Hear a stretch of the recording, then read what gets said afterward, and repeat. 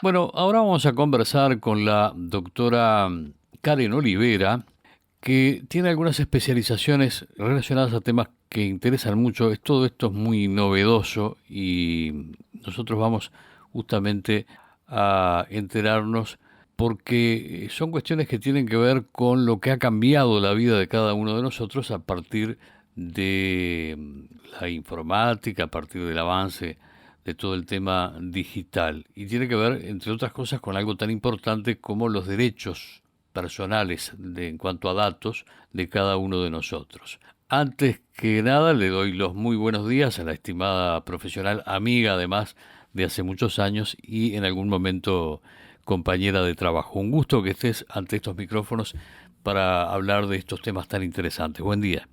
Buen día, José Luis, ¿cómo estás? Muchas gracias por la invitación y bueno, espero que sea de entretenimiento y de conocimiento para todos, porque este es un tema que interesa a toda la sociedad, ¿verdad? Claro, vamos a ir entrando en tema, pero antes, y para que la gente y nosotros también sepamos, tú sos abogada, te especializaste en la protección de datos personales, entre otras cosas, y también Sí. tenés un estudio de especialización en Derecho Informático, que eso no fue en la Facultad de Derecho, sino que en CADE. ¿Qué es CADE? CADE es un centro de jurisprudencia, un centro de base de jurisprudencial. O sea, es donde se dictan cursos para abogados y escribanos y también se editan y se publican las revistas de jurisprudencia que también las usan los jueces para basarse en sus sentencias más allá de las leyes que existan. Bien, todo este tema del avance tecnológico que a nosotros nos sorprendió ya adultos y que bueno, pudimos mantenernos acompañando toda esta evolución ahí a lo que pudimos, porque además estudiamos y porque trabajamos, pero hay mucha gente que gente de nuestra edad y gente mayor que a la que se le dificulta bastante manejarse con todo este tema, aun cuando ya llevamos por lo menos 2 décadas transitando por todo este mundo digital. ¿Es posible que en estos tiempos uno pueda ignorar los avances tecnológicos y uno pueda mantenerse al margen de ellos? Bueno, mira, José Luis, a mi manera de ver, no, porque los avances tecnológicos nos han permitido utilizar preciosas y poderosas herramientas dentro de todo lo que son las tecnologías de la información y la comunicación, que se les llama TICs, Ujú. abreviadamente. Con la llegada de Internet a nuestro país y con ella todas las herramientas tecnológicas, es imposible estar al margen y no utilizarlas. Desde las personas mayores, por ejemplo, que se negaban a usar el celular táctil, hoy por hoy todos tienen teléfonos inteligentes y aprendieron a manejar WhatsApp, que al principio creían que no iban a poder. Incluso, por ejemplo, los planes educativos de nuestro país, desde la llegada de las ceibalitas, Sí. las primeras XO, ¿no? Son un ejemplo de lo que se ha transformado todo, tanto en las aulas como en las tareas de los estudiantes y también en el trabajo de los docentes. Y tampoco los abogados estamos exentos de utilizar esas herramientas, sino que estamos más bien obligados, a mi manera de ver, de aprender y valernos de esas nuevas tecnologías para poder realizar mejor nuestro trabajo. Ujú. De hecho, cada vez son más los organismos que ya están utilizando todas estas herramientas y los programas que conllevan su uso, incluyendo todo lo que es el seguimiento de expedientes electrónicos. Es verdad. Y lo que está de alguna manera oculto en todos esos avances es justamente el derecho a la protección de datos personales. Y ahí va la importancia de esta charla, porque esa sería un poco la piedra debajo del cangrejo que mucha gente no sabe, no conoce, incluso nosotros mismos, los periodistas a veces tenemos alguna dificultad en ese sentido. ¿De qué manera podemos utilizar ese derecho y también protegernos? Bueno, en Uruguay está en vigencia desde el año 2008 la ley 18331, que obliga, entre otras cosas, a todas las empresas y organismos públicos y privados a registrar sus bases de datos. ante un organismo que también se creó en esa misma ley, que es la Unidad Reguladora de Control de Datos Personales, que es la que tiene amplias facultades de control y facultades sancionatorias contra quienes incumplan con la ley, porque estarían de alguna manera violando derechos fundamentales, ¿no? Como el derecho a la protección de datos personales. Sí, vamos a cuestiones concretas. Por ejemplo, ¿qué puede pasar si una empresa sufre el hackeo y no tiene sus bases registradas? Mira, en primer lugar, hay que ver qué daños puede haber causado ese hackeo.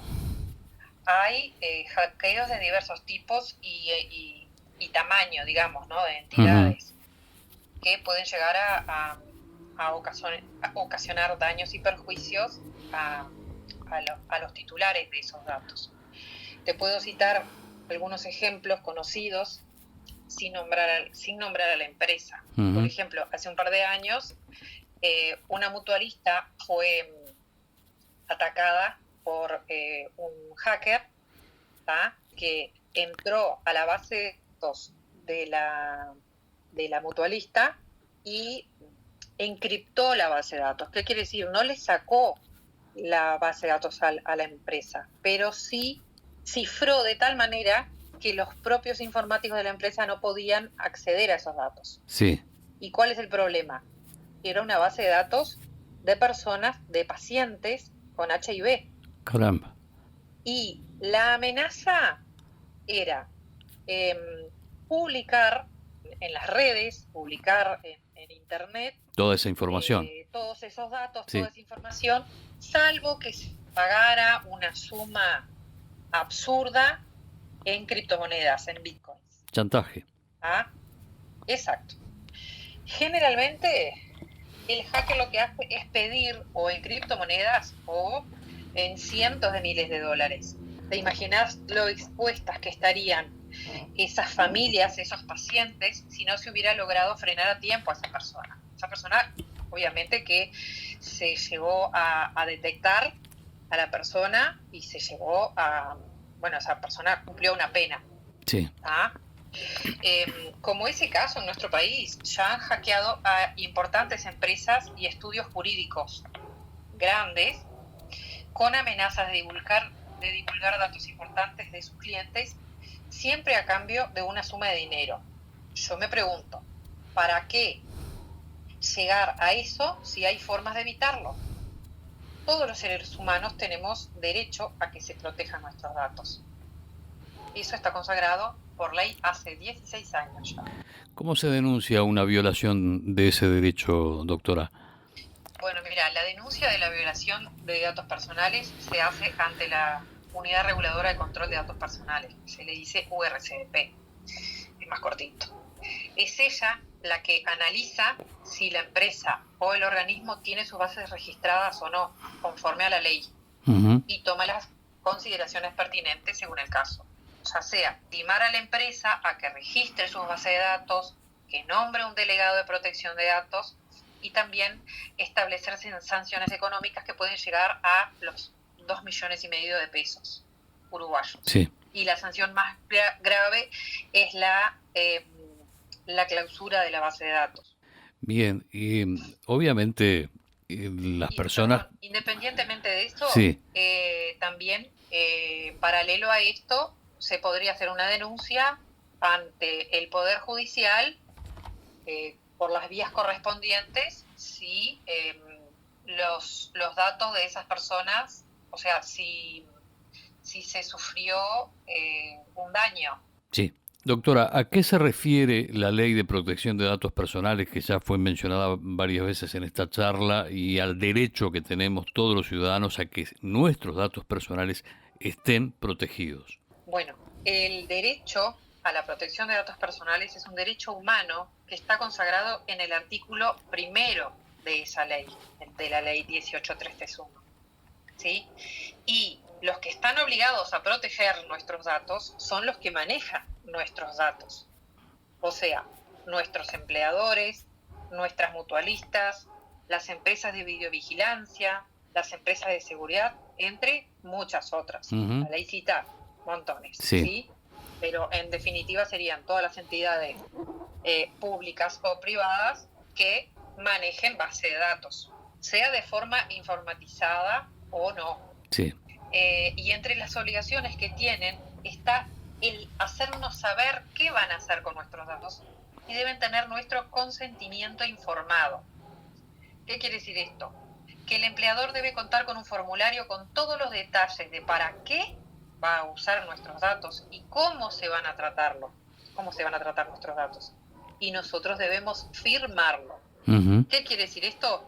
Que no basta con decir que sí personalmente y en forma verbal, sino que tiene que quedar registrado que el titular de los datos autoriza a utilizarlos. claro. Esta es una de las mayores resistencias por parte de las empresas que aún no han registrado sus bases de datos. ¿Qué datos son concretamente los que se deben proteger? Bueno, los datos que se deben proteger son, por ejemplo, los datos, el nombre, la cédula de identidad, el domicilio, el correo electrónico privado, entre otros. El tema de los datos sensibles, ¿cuáles son esos datos? Bueno, se deben proteger tanto los datos personales como datos sensibles, que la ley expresamente los nombra. Son aquellos datos personales que puedan revelar origen racial y étnico, preferencias políticas, religiosas o morales, información sindical e informaciones referentes a la salud o a la vida sexual. Doctora, yo cuando usted mencionó la ley, yo rápidamente la busqué aquí y habla de algunas cosas que obviamente no soy abogado, no entiendo. ¿Qué es ¿Sí? el principio de finalidad? ¿Cuál es? Significa que la empresa tiene que informar con qué fin está recabando nuestros datos, para qué Claro. los está recabando. Ujú. Y al momento que ya no se utilizan más, deben ser descartados. Te pongo un ejemplo. Sí, Una persona fue a comprar en un comercio con una tarjeta de crédito, ¿tá? Y cuando pasa la tarjeta de crédito le informan que no podían aceptar esa compra, que no podía realizarla porque figuraba como deudor en el clearing de informes. ¿Ah? Entonces, en realidad esa persona había sido deudora hacía mucho tiempo, pero ya había cancelado su deuda. Pero por un error administrativo continuaba figurando en el clearing como deudora. Por lo que esta persona pudo iniciar la acción de habeas data, que es la otra gran característica de esta ley, que permite que se corrijan, se modifiquen o eliminen datos erróneos a nuestro respecto. ajá. Vivimos en un mundo absolutamente interconectado, global, hiperglobalizado, donde nuestros datos pueden estar siendo manejados inadecuadamente en cualquier lugar del planeta. ¿Cómo la ley uruguaya, cómo se maneja con respecto a esta situación en lo que tiene que ver con la transferencia internacional de datos? Exactamente.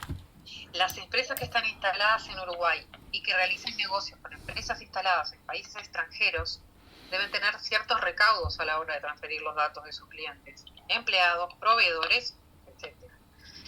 Y Uruguay sigue el modelo europeo de protección de datos y por ello es considerado país adecuado para la Unión Europea, por lo que hay que seguir ciertos requisitos cuando la transferencia de datos se va a realizar a países considerados no adecuados.